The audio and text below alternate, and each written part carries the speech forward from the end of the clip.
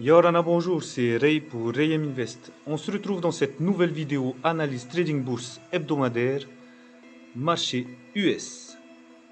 Avant d'aller plus loin, veuillez lire les mentions légales et souligner le fait que Rayem Invest ne fait pas de conseils en investissement financier. L'avertissement lié au risque.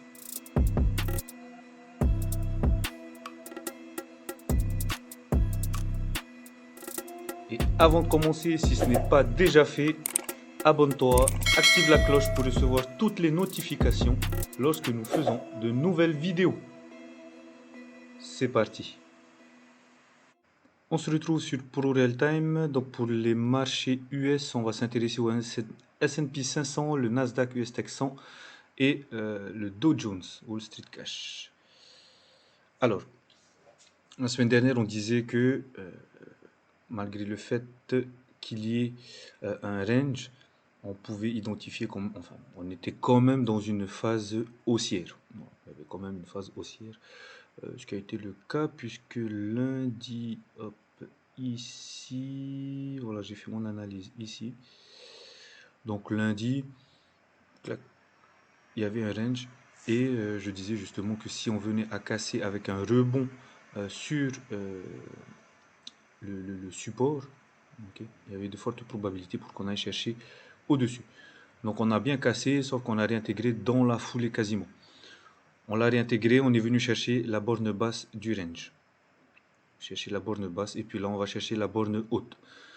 Vendredi, on l'a cassé et là aujourd'hui en fait on est en train de consolider au-dessus, tout simplement. Ok.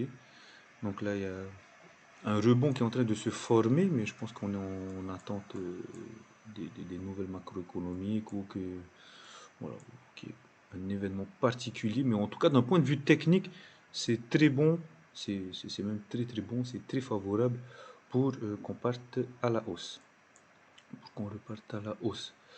Tac, tac, tac. Au niveau des droits de vitesse, on l'a cassé ici. Donc naturellement, on a formé un plus bas.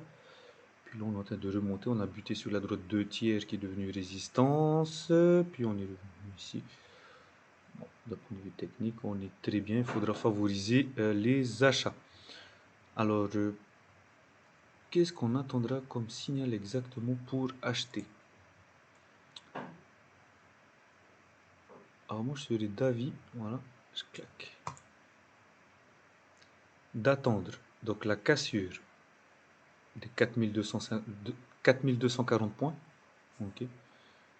Donc, cassure 4240 points. Ce qui nous a fait notre premier pullback. Ok.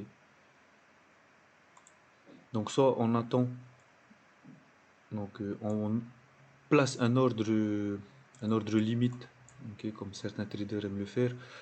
Il n'y a pas d'erreur. Hein. Un ordre limite à ce niveau-là. Donc on a cassé, on place un ordre limite pour que dès qu'ils viennent sur le pullback, prendre position à l'achat. Prendre position à l'achat pour aller éventuellement chercher la barre des 4280 points. Ou alors, cassure, pullback et stratégie lambda du pullback, on attend de casser le plus haut. Okay, pour respecter la loi de Dow, la théorie de Dow. Okay, des hauts de plus en plus hauts et des plus bas de plus en plus hauts. Voilà. 1, 2, 3, 4. Très bien.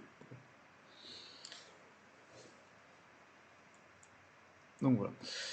Dans le cas contraire, si on devait réintégrer le range, bon, ben, on irait chercher la borne basse, tout simplement. Bon. Donc passons au Nasdaq.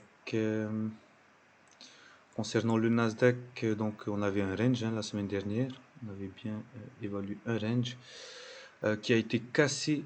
Donc je le disais lundi ici. Je disais que si on venait à casser par le bas, bon, on irait chercher éventuellement la borne des 13 450 points. Dans le cas contraire, si on venait à rebondir, bon, on irait chercher la borne haute.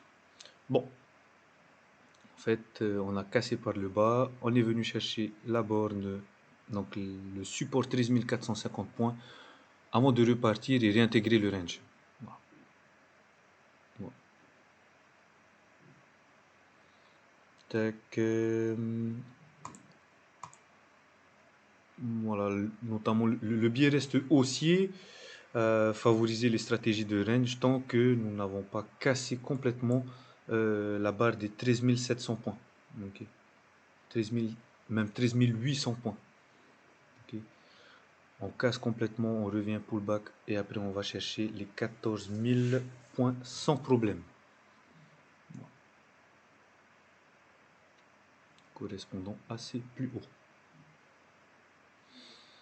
Au niveau du RSI, nous n'avons pas de divergence plus que ça. Voilà, le biais reste haussier. Mieux vaut attendre. Voilà, être patient, qu'il y ait une cassure franche, un pullback pour reprendre position. Si éventuellement on venait à casser par le bas, on entend pullback, en throwback, pour venir chercher la barre des 13 450 points. Passons au Dow Jones. Concernant le Dow Jones, depuis lundi, donc on est entré dans un range. Voilà. Haut, bas, haut. Voilà. Aussi simplement. Donc favoriser la stratégie de range. Si on venait à casser la borne basse du range, on irait chercher éventuellement la barre des 34 100 points. Dans le cas contraire, cassure par le haut, pullback, et puis on va chercher les 35 100, voire pourquoi pas les 35 400. Sachant que le dernier plus haut a été fait ici le 10 mai. Donc il y a quasiment un mois.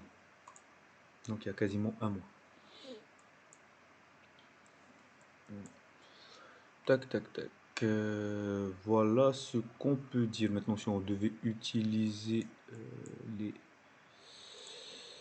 extensions de Fibonacci pour en déduire quelque chose.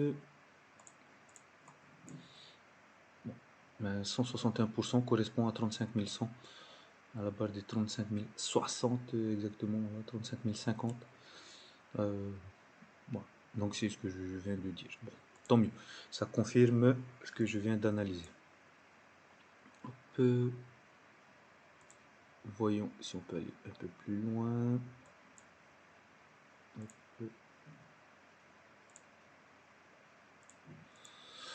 Et voilà, bon. Bon, ben nickel.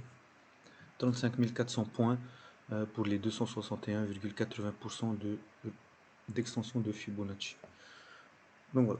Si on devait casser par le haut, donc on irait chercher 35 100 et éventuellement 35 400. Dans le cas contraire, on viendrait chercher la borne basse du range. Si on venait à casser la borne basse du range, on irait chercher le support à 34 100. Donc voilà ce qu'on peut dire d'un point de vue technique. Passons aux nouvelles macroéconomiques pouvant impacter le marché américain. Donc, d'un point de vue des news, mardi, donc demain, on a le rapport de Jolts. Pour rappel, le rapport de Jolts, c'est le rapport des nouvelles offres d'emploi. Voilà. Donc, plus il est positif, plus il y a d'entrain à la reprise économique. Mercredi, on a résultat du stock pétrole brut. Jeudi, on a l'IPC Core, l'indice des prix à la consommation anticipé par le consensus à la baisse. Et l'inscription au chômage qui est anticipée aussi à la baisse. Alors l'IPC Core anticipé à la baisse ne sous-entend pas forcément qu'il y a une baisse dans l'économie. Non. Il faut tout prendre en compte. Le rapport de Jolts, donc de nouveaux emplois qui sont créés, les inscriptions au chômage qui sont de plus en plus faibles. Donc, c'est-à-dire qu'il y a plus d'entrain à aller travailler, il y a une reprise économique au niveau des entreprises.